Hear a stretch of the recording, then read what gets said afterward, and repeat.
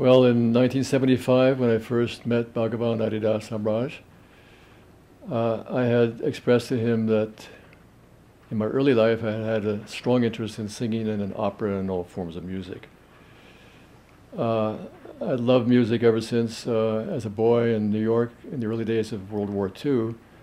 I sang Anchors Away at Carnegie Hall with my school choir. But when I went into the monastery in 1959, I had cut away or renounced my interest in singing for those 16 years.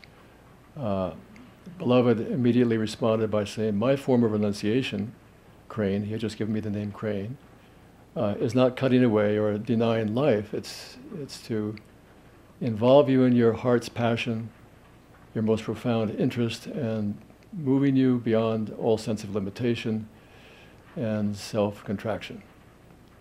So, although I hadn't sung in many years, he said there will be a gathering in this weekend, and I would like you to sing for me.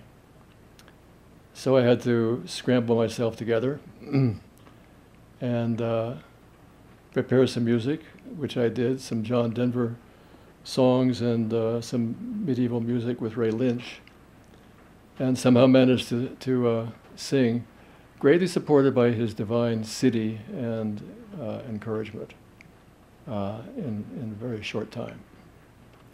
Well, this began many years of Bhagavan working with me through forms of music, voice, opera, etc., to undermine my sense of needing to perfect the art form, to undermine ultimately my sense of a separate self altogether.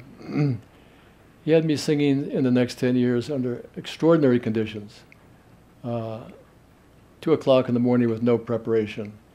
He came back one time from Hawaii and asked somebody at the gate if Crane was prepared to sing for him. The answer was no. Bhagavan said, good. He wanted me to sing without any thought, any preparation, any amusing forms of self-correction.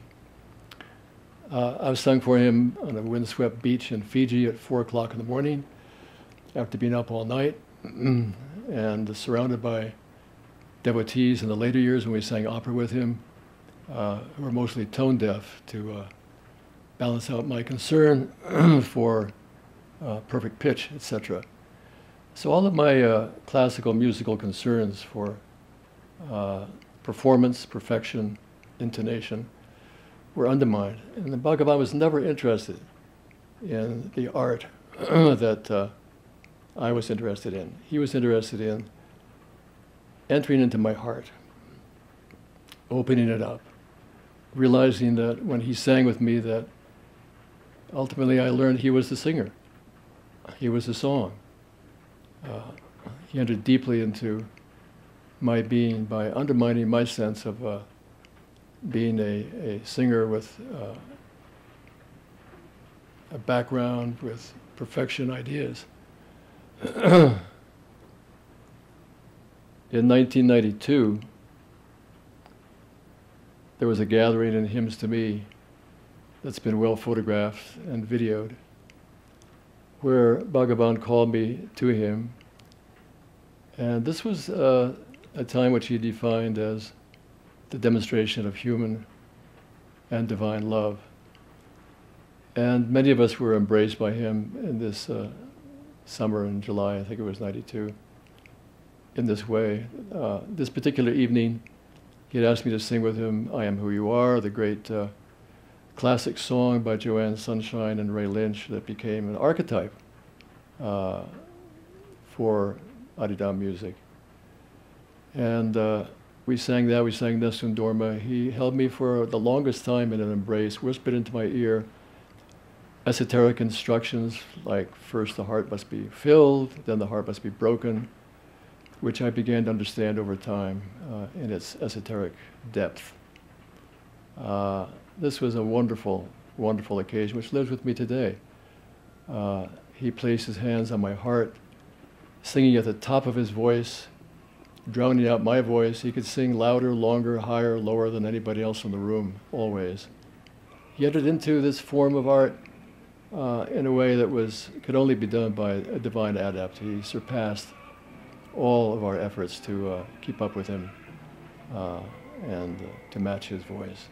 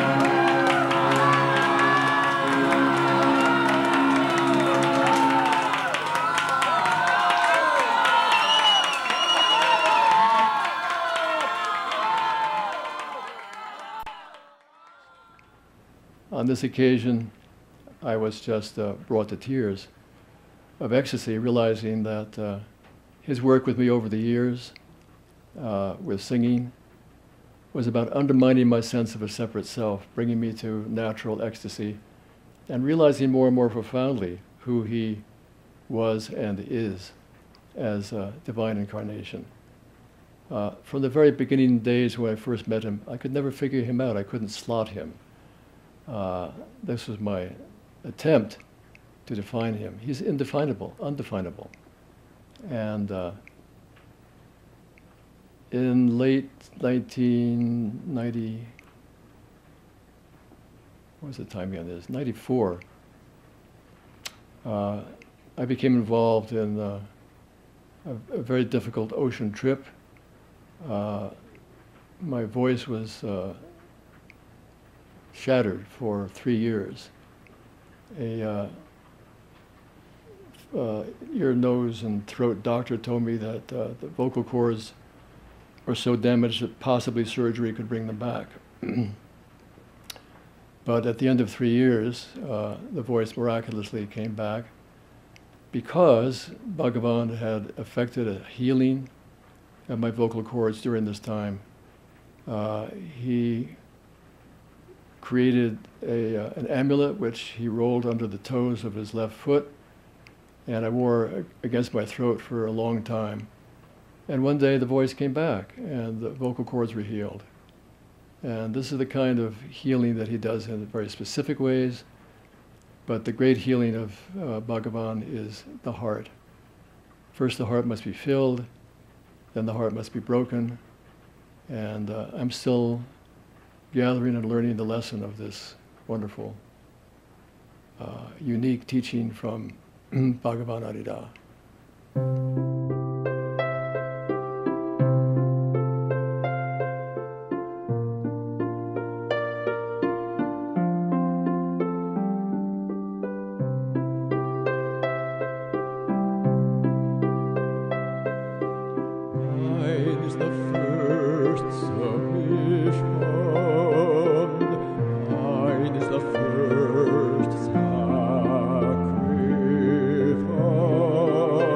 Sacrifice.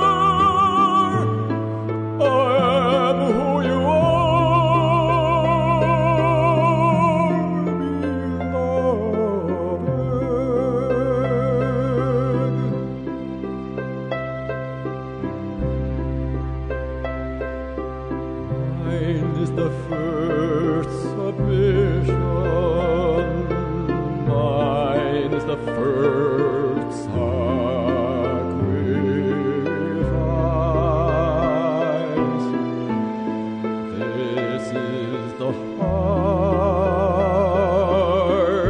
This is the heart of my confession.